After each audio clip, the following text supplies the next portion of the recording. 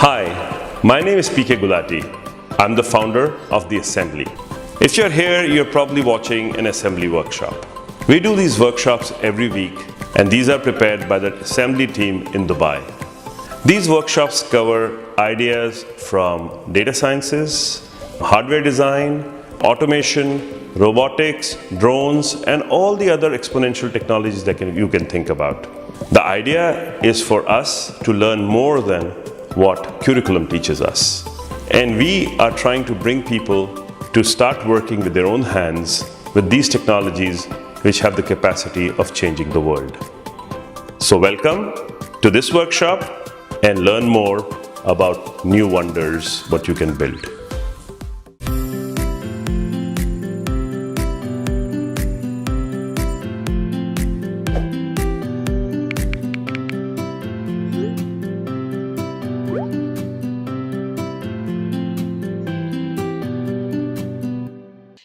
Hello everyone, a very good morning and welcome back to another session. So in today's session we'll be going through the process of automating WhatsApp using Selenium and Python. Now we'll be scheduling messages to be sent at a certain date and time to whoever you want. So sounds interesting, right? Let's get started. So before we start, let's talk a bit about the assembly. The assembly is basically a smart lab based out of In5 since December 2014, and over the course of around 7 years it has provided over 300 free workshops. Now these workshops are free for everyone to attend, and anyone who has a little knowledge or interest in tech can join these workshops. Now the workshops are divided into three categories: hack, code, and data science. Now hack workshops are the workshops that would typically involve some kind of hardware, or are IoT workshops or workshops that involve Raspberry Pi, Arduino, Jetson Nano, stuff like that. And code workshops, on the other hand, are solely comprised of coding workshops, workshops involving new APIs or gaming workshops, these kind of workshops. Finally, we have data science, which is quite self-explanatory. It deals with topics relating to AI, big data, etc. And as I said, our target audience are students, professionals, and entrepreneurs, but anyone who is interested in learning about new technology or anything is very welcome to attend our workshops. Now, we focus on smart technology and its practical applications, and you can follow us or join us on our forum, which is members.theassembly.ae. Also, don't forget to follow us on our social media. We are quite active there. We are there on Facebook, Twitter, Instagram, and YouTube. You can follow us on our handle, which is at Make Smart Things, or you can find us on YouTube from our YouTube channel, which is The Assembly. Alright, so in today's workshop, we'll be using something called Selenium. Now, what is Selenium? Now, this picture is a very good example of what Selenium is now, or what we are going to be using today. So, we'll be using Python with Selenium to automate stuff. So, basically, automate WhatsApp.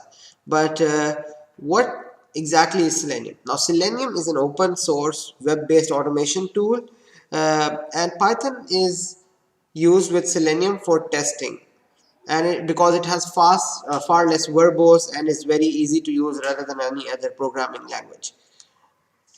Now the Python API empowers one to connect with the browser through Selenium, and you can send standard Python commands to different browsers despite variation in the browser design. So it really allows us to automate what the tasks that can be done manually. So we can do the tasks that were previously done manually by using Python and Selenium. So basically, let's say for example, if you want to go to a certain website, we can use Selenium to do that. So Selenium will automatically open your browser and go to that website and do whatever you ask it to do. So that's the power of Selenium. So that's why it's so useful. Now, just to give you kind of an overview of what we'll be doing today, so we will be basically scheduling. We will be showing you how you can use Selenium to send WhatsApp messages, schedule WhatsApp messages, and send messages to multiple people. So that's what we'll do. Now, if you think of it from the point of view of a human, it is quite simple. So basically, you just go to your WhatsApp web and log in, and then you send a message. But if you think of it from the point of view of a computer or a machine, the task is not that easy, because in order for the machine to send message, it first needs to know which URL it needs to go. Then once it's there, it needs to scan the like you need to scan the QR code to allow it to log in. Once you're done with the login, the machine, then over here you can see, like in the second image, it needs to know what person does the message what person is the message being sent to, and it also needs to find that person on the screen. And then if the person is not there on the visible portion of the screen, it needs to search for that person. And then once it has searched for the person, it needs to type in the message and send it to click the send button and send the message. Now these things are difficult for machines, like, because they need to know, in speaking in terms of HTML, they need to know which button is placed in which div, which span, and all that. So Selenium really allows us to automate the process, like it requires very less code or by the help of Selenium. So we'll see that in a bit when we start with the coding. So yeah, that's just an overview of how we'll do things. So we'll use Selenium and Chrome web drivers to install. Okay, I think I have it on the next slide. Yes, so the requirements are pretty simple. Over here we have we need any IDE or code editor of your choice. So in this case I'll be using Visual Studio Code. And then you need something called the Selenium web driver. Now this will allow you to connect your web browser to Selenium and then automate and then use it for testing or automating tasks. And then finally you need, of course, a WhatsApp account to check or send messages to. So yeah, that's pretty straightforward. So let's start automating stuff. Right, so before we start off with the coding, first we need to download something called the Selenium WebDriver. So go to Google or your web browser and search for Selenium WebDriver, and you'll see a website that says selenium.dev. Go to this website and okay, go here where it says Selenium WebDriver, click download, and at the bottom you'll find where it says source code, and click there to, and it will take you to the GitHub repository. Now over here you'll find the documentation as well, but what we are looking for now is for Python. So we'll go to Python, and over here under the drivers tab it will show you the web drivers available for different supported web browsers. Now for our use case we'll be using the Chrome, but you can go ahead and download the driver for whichever web browser you want to use. So I'm going to download the Chrome driver. So once you click on the link, they have all the web drivers over here. So you can go ahead and download the web drivers according to your version of the Chrome. So you can check your version of the Chrome by going to Chrome settings, and or wait, I accidentally clicked on thing. So yep, you can go here, and in the help tab, and you will be able to, about Google Chrome, you will be able to see your Chrome version from there. So you can choose you can download the web driver according to your version. I'm not going to do it because I've already done it, so yeah, I'll be skipping this step. And once you're done, it will be downloaded as a zip file. So download it and unzip the file and keep it in a location where you know it, because we'll be requiring the path to that location. So yep, let's move on to the code now. Okay, so first off we'll import some libraries that we'll be using. So we need import sys, we need time, and we also need date time. Now we need sys to make the system, like make the program exit once it's done sending the message, and we need the date time library to actually keep a track of the date time and get the actual current time and date, so that we can compare it with the date and time of the scheduled message. So this is basically for the scheduling purpose. So from date time we'll import date and date time both. Then we will import from Selenium. So in case you haven't installed Selenium, you can download using pip. So you can say pip install Selenium, and that's it. So then you can come in here and say from Selenium import WebDriver. Now this is how we will be using our WebDriver. And finally we have from Selenium dot common dot exceptions import no such element exception. Now why we are using this exception or why we are importing it will be relevant in a while when we actually use this. So bear with me for now and just install these or import these libraries. Okay, now that we are done importing all the libraries, what we need to do next is we need to connect our WebDriver to the to our Python program. So in order to do that, what we do is we will say that we can name it our browser or Chrome browser. So let's say Chrome underscore Chrome browser equals, now we are over here linking our WebDriver.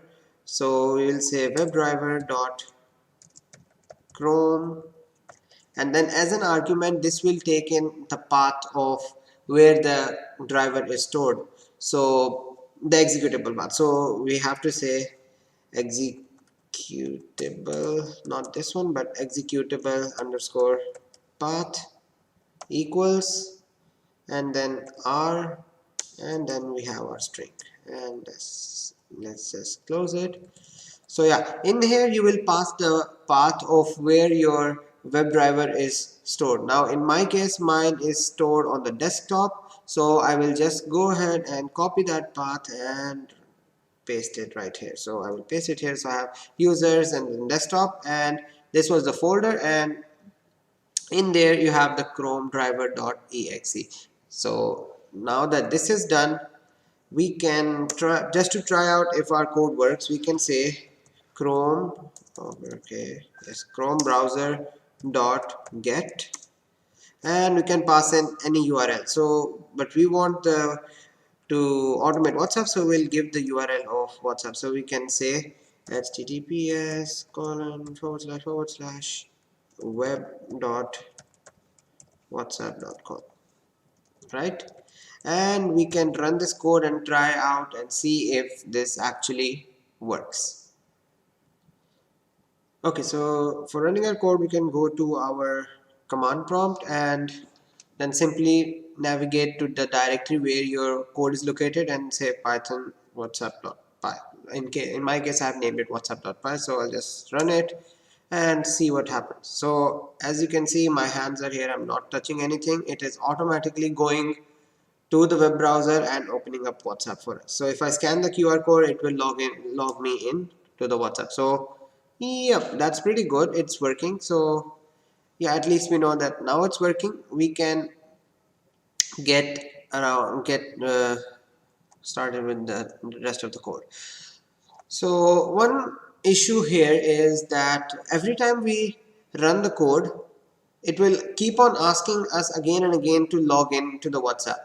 So what we can do instead is we can use because when you scan the QR code, it is stored in the cache of the Chrome browser, so we can actually retrieve the data from there and prevent us from signing in again and again. So that will actually make it automatic rather than, because there's no point if we have to scan the QR code again and again. So we will, in order to do that, we have to create a variable. Let's say we'll create a variable called options. So and that will be equal to WebDriver dot Chrome, okay, Chrome options,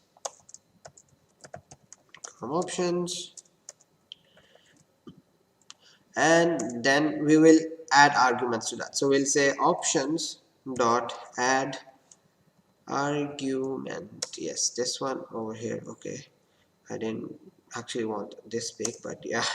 Okay, so options dot add argument, and then again an r and then the string. So what we need is the user, first we need the user data path, So we need the user data directory of where Chrome is actually installed. So that will be in case if you are a window users, this will most probably be your C directory and your program files wherever you have stored it.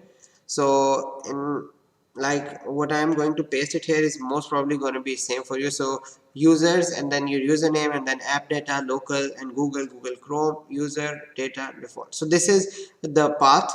And next argument we have to add is options dot, again we'll follow the same procedure, options dot add argument, and we don't need all these, so we'll just remove them. And this is the profile directory, so we'll say again profile directory, profile dash dash profile dash directory, make sure I spell it correctly, and then equals default.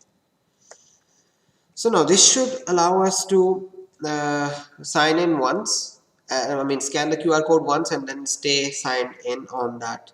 So even after you restart the computer, as long as it's stored in the Chrome cache, you will be able to sign in or sign in into WhatsApp web without having to scan the QR code. So yeah, that's a pretty nice trick that we've put. So next what we need to do is, once we know when the browser is okay, before we even go to that step, so what happens is the Python and Selenium executes code line by line, and there are no time intervals in between. So let's say if you are here and like when you type in get Chrome and you type in something else which is basically searching for something, it will automatically, like at the very instant it completes the line, it will move on to the next line without having to wait for the user to scan the QR code. So in order to do that, that's why we imported the time library. So we'll say time dot sleep, and we will give the user or ourselves 15 seconds to scan the QR code, at least for the first time, because it will give us 15 seconds to scan the QR code, and once we are done, it will only then move on to the next step.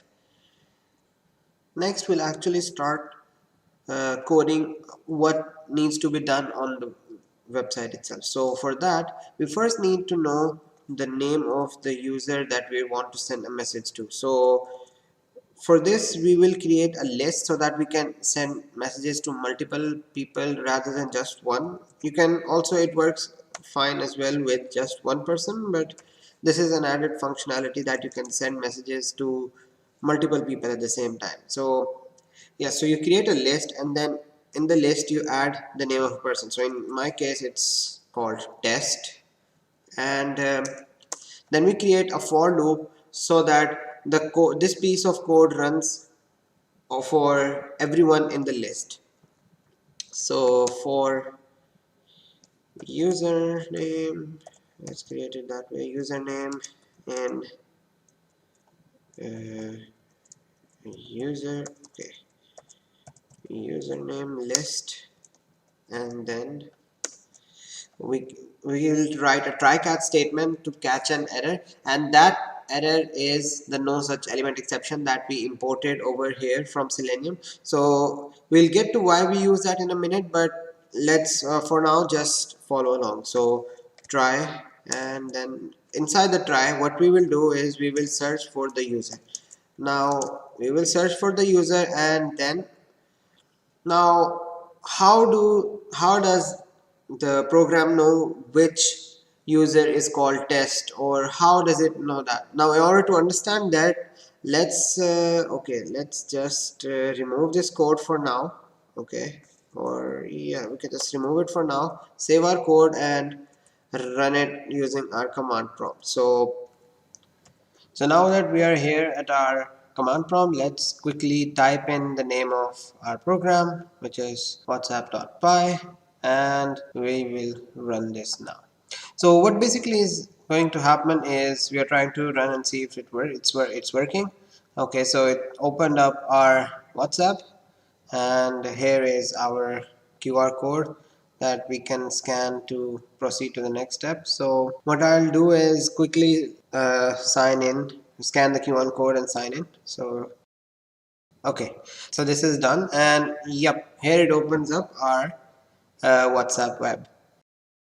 So now that we are here, what we are looking for is how to get the username. So basically what we want to do is to allow Selenium to choose this username. So this username which says test is, we want to select it from or click on it, and in order to do that we need to know which HTML element it's there in. So what we'll do is click on F12, or you can go to right click and go to inspect, and from there you can choose the select element, which will allow you to get the HTML code of any element you hover upon. So click on where it says the name of the user. So in our case it's the test. So once you click on that, it will show you the exact place or the exact URL code, sorry, the HTML for that, and that is what we are interested to find right now. So let us go there, and for our user, click on it, and as you can see it says that it is a span and the title is test. So this is what we wanted to know. So this is what we were looking for. So we can copy this now, and so what we'll do is we'll right click, go to copy, and we can choose copy XPath and paste it. So now we can undo what we did here. So over here, yeah, we did this. So now when we say user equals to this is what we type in here. So we say chrome dot, sorry, not chrome dot, so it's chrome underscore browser, this is what we named it, dot find element by XPath. So find element by XPath, and then we pass in the path that we just copied. Now this is a very long path, and also it is very difficult for a layman person to understand what this is. So instead what we will do is we'll just keep the final span and we'll remove everything behind it. So we just have this span, and what we will do is we will type it in there. We will say at, okay, we'll say at title equals, and then we will pass in our username. So basically what this means is that you go and search for a span where the title of the span matches the name of the user that we are passing it, and in our case it should be test. And then once outside the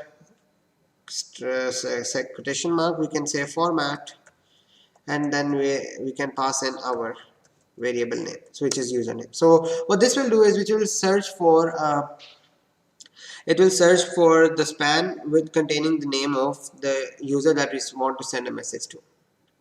Next, what we want to do is when it actually finds the person, we should click on the name of that person. So in order to do that, we can just simply say user dot click, and yeah, that's it.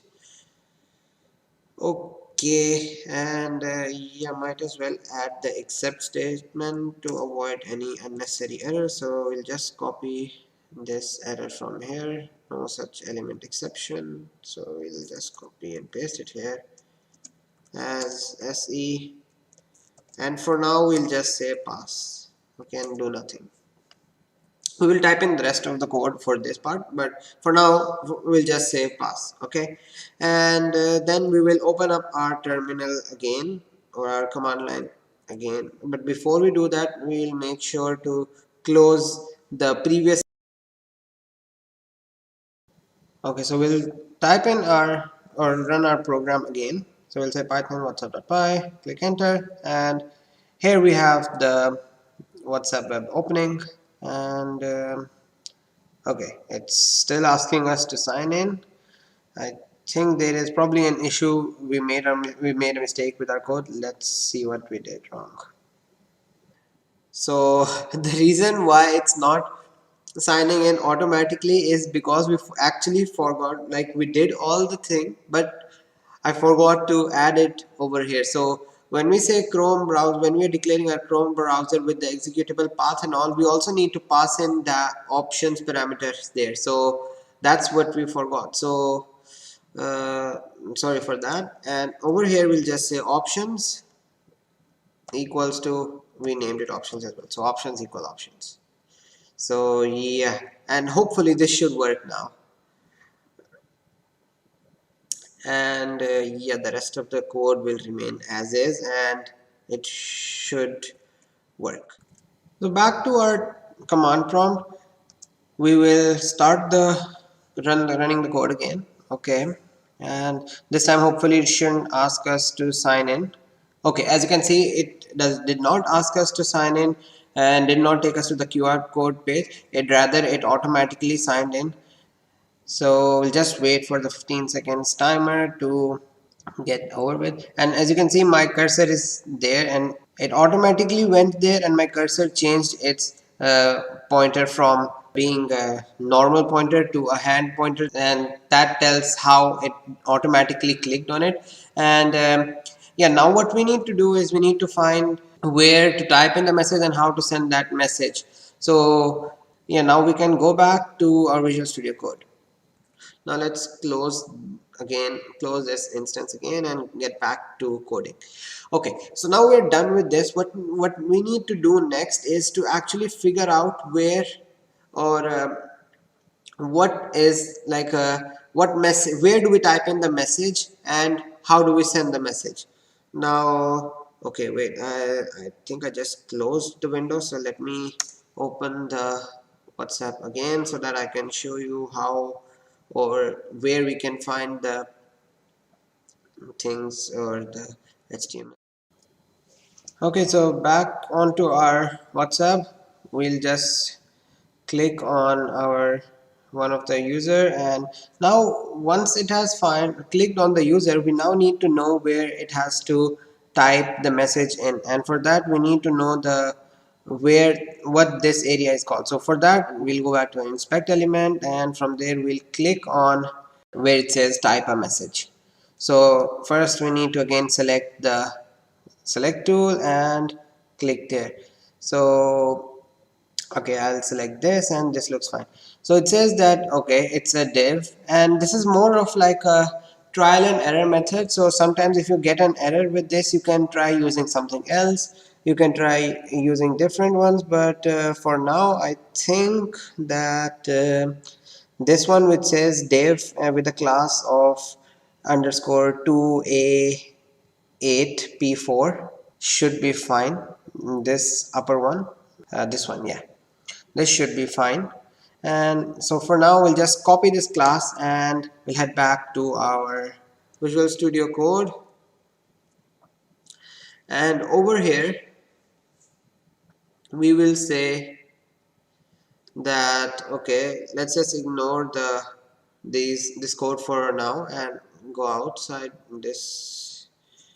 So okay, so once we are back into the for loop, we will say that okay, let's just sleep for another 2 seconds. So we'll wait for 2 seconds after clicking on the user. Now these sleep times are to avoid actions happening so fast that the message doesn't even get entered into the text bar and nothing gets sent and it results in error. So this is to just avoid that kind of scenario. Now once we're done with the time dot sleep, we will say message, we'll create a variable called message box equals, and again we'll follow the same process. So Chrome browser dot find element by xpath, element by xpath, and then we will pass the xpath. Now as we spoke about it earlier, we will just say, since it was a div, so we'll say div and then square brackets, and then we copied the class name, so it will be class equals, and then we will just pass in what we copied. So we copied this, and yeah, so this is where our message box is. Then again we will use time dot sleep another 2 seconds, so that once this is, we know where it is, we will give it another 2 seconds to kind of steady things, and then we can say message box dot send keys. Now this method will allow, or what it will do is it will send the keys. So it will basically the mimic the act of typing in the keys when we are on that box. So whatever we type in the message, it will send it as a, it will send it as a message, or it will type it as a message there. So we can create a variable called message to send a message. So message box dot send keys message, and on top over here, before we do anything, we can create a variable called message and equal it to whatever we want. So we can just say hello there. Okay, a very simple message, hello there. So yeah, and this will send the message. And after it sends the message, again I will, just to be sure, add time dot sleep, because these actions happen in a matter of microseconds. So sometimes when your internet is slow or things are not working very well on your computer, this will just result in error. So it's better to add some time delays in between. Okay, now we are done with the message typing. Okay, let's just try it out before actually proceeding to sending the message, because the next step is when we actually click on the button and send the message. But before we even go to that step, let's just first check if our message is getting typed at all or no. So yeah, in order to do that, we first have to close all the running instances of our program, and again go back to our command prompt. So, and now it's time for us to run the program again, so let's do that. Okay, so it's opening. Okay, it's opening. We'll just wait for the 15 seconds timer to complete, then it should click on our username if everything goes well and type in the message. Okay, it's clicked on the user. Maybe it's just taking some time to type in the message. Okay, the message is not there. Maybe there's an error in our code. We'll check what's the error, and yep, let's find what the error is. So we can just copy this line from our previously where we typed it. It should be somewhere here where we actually selected the username. Where was this line? Okay, it was here. Yes, this one.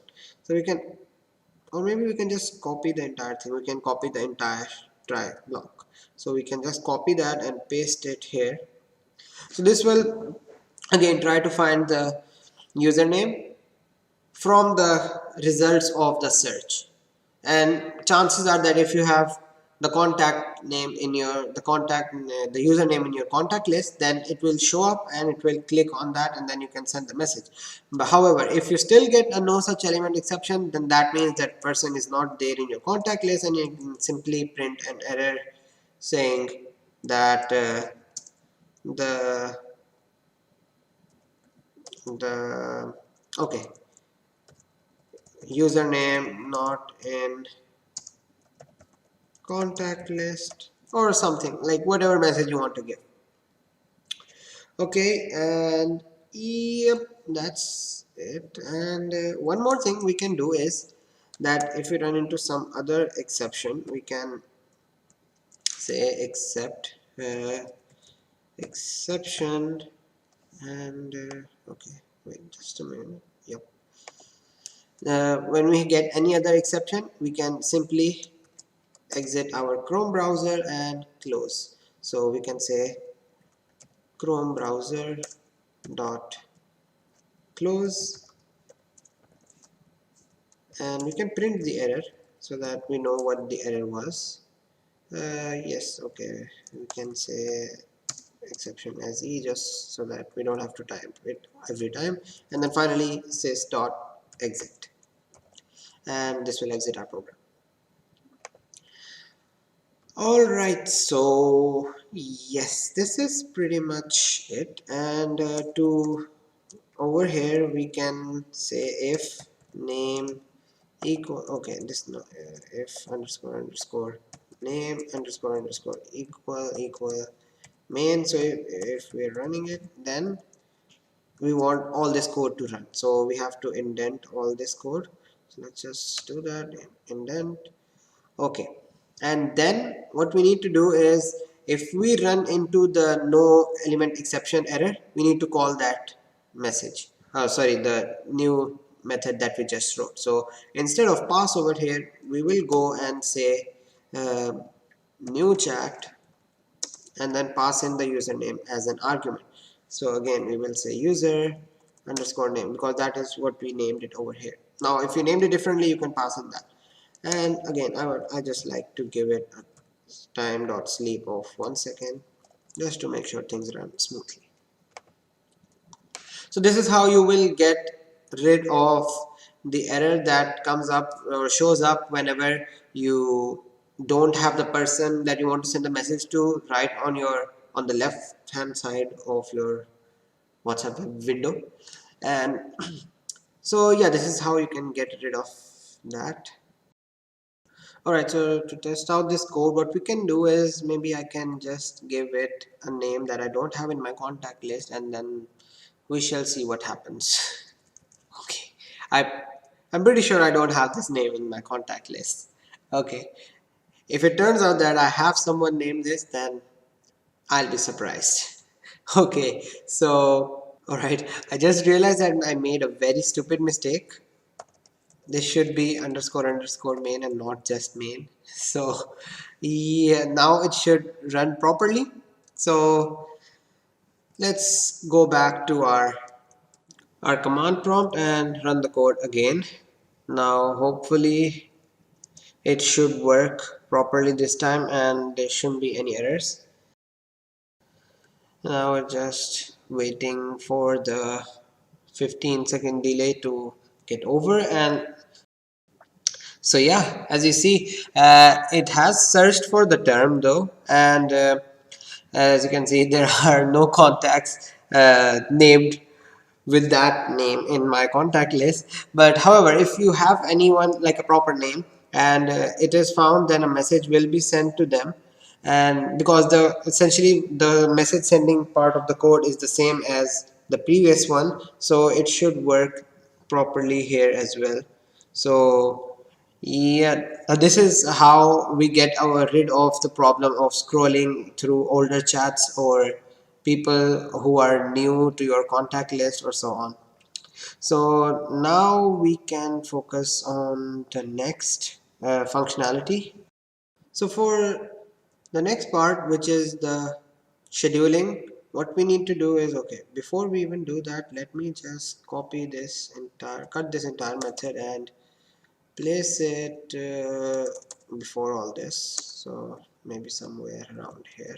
Okay, so now what we need to do is, this is why we had imported the date time, and we will have two variables, one for getting the current date and one for getting the date when the message is to be sent. Same thing for the time and then the message sent. So we'll get today's date by saying today equals date dot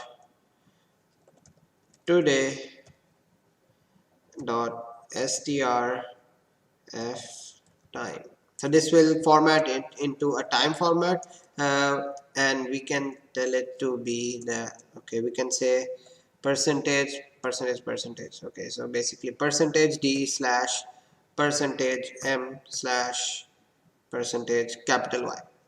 Now this means that it will be in a DDMMYYYY format. Capital Y means that the year will be in four, like as in full four YYYY.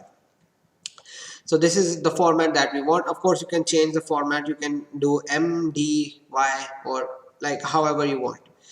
And if you want to know more about that, you can read about the date time and STRF time. So you will get a better understanding of how you can use these things. Next we have the current time. So we create a variable called current time, and that will be equal to date time dot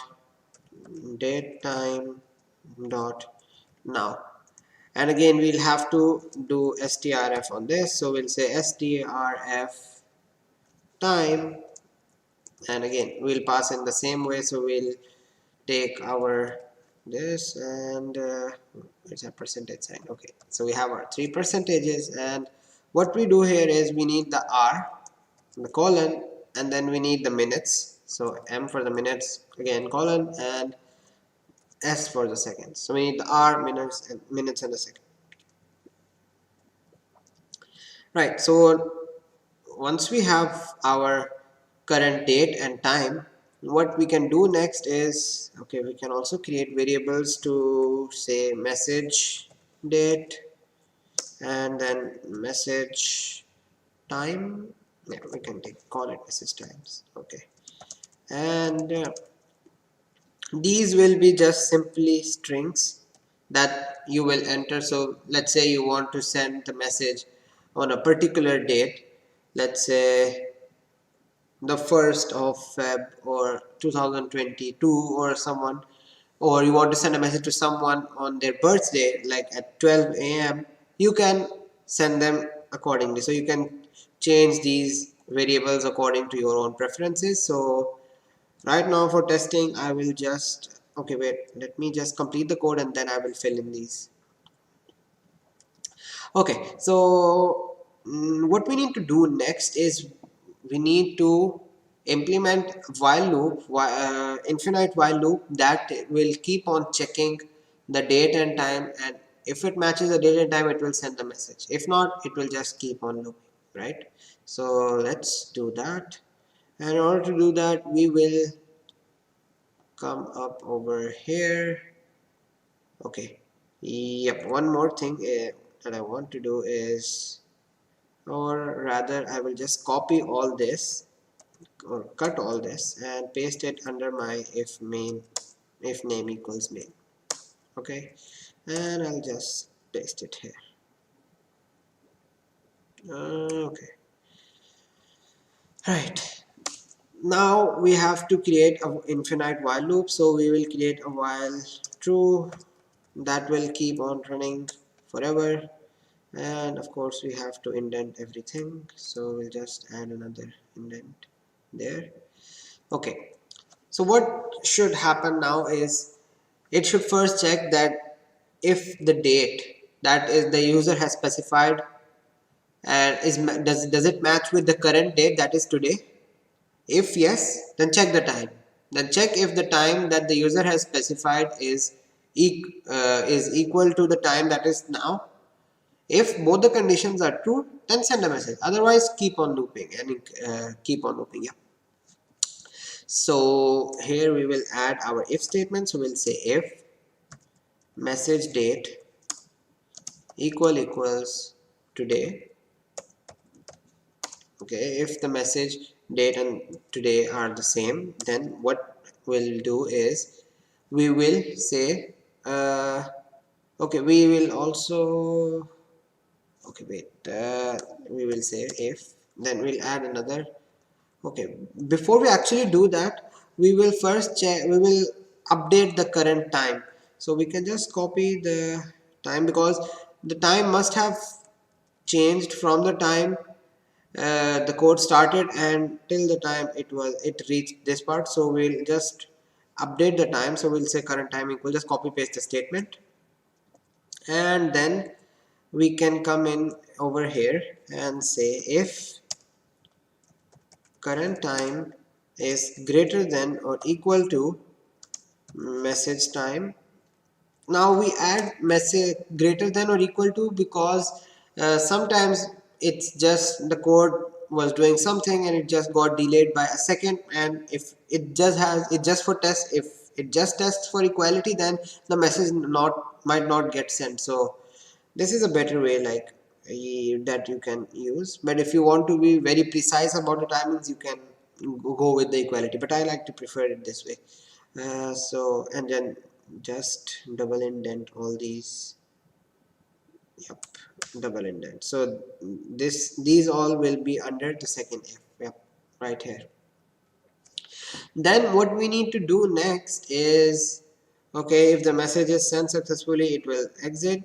But what happens if it does not match the current day, or so if it's not the day that the message is to be sent on, what will happen is that we will say today equal, it will check for the date again, date dot today. Then we can copy this from here. So we just copy it, go back there and paste it here. Yes, and we can add a time dot sleep, so that like if it's not today, then you sleep for, let's say, 1 hour or 5 minutes, so that you keep on checking. So it will depending on how you want it to be, it will keep on checking the time, and it's sorry, not the time, the date. So you can either have it 12 hours, 1 hour, 2 hours, that depends totally on your preferences. So I'll just leave it as that. So maybe I'll just add time dot sleep for 10 seconds. But I mean, you definitely want to add a time sleep which is much higher than this. If you think that your that the time, or probably it's not a very good idea to add a very large time dot sleep, because again, let's say if your timing that you want to send the message is very like 12:01 at midnight, 12:01, then if you do a time dot sleep of 1 hour, what if it reaches or skips that time? So that is something you have to play around with and figure out what works well for you. But yeah, but keep in mind that this program will keep on running in the background, and if you add a time dot sleep value which is very less or no time dot sleep at all, this means that it will be occupying your CPU cycles, and this will make your PC or whatever device you're running in Raspberry Pi slower. So keep that in mind. Yeah. Okay, next thing is, yeah, okay, wait, we actually did complete the code. So that's the whole code. And now what we can do is we can add in a message date. So for the message date, the format is ddmmyyy. So let me add a message date 25, and also the message time.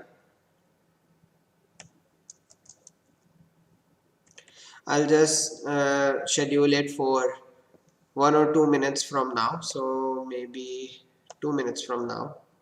We did miss some parentheses over here. So yeah, and we have to reflect this change to the other side as well.